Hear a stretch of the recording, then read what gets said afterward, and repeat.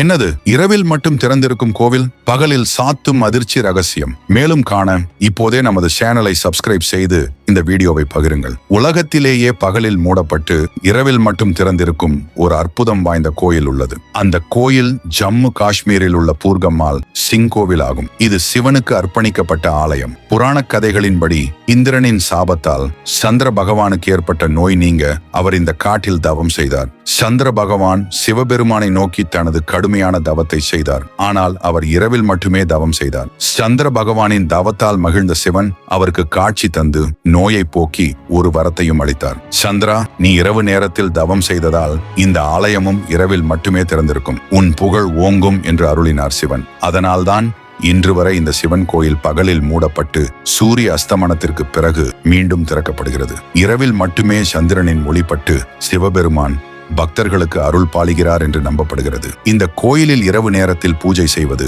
சந்திர தோஷங்களை போக்கி மன அமைதியையும் செல்வச் செழிப்பையும் தரும்.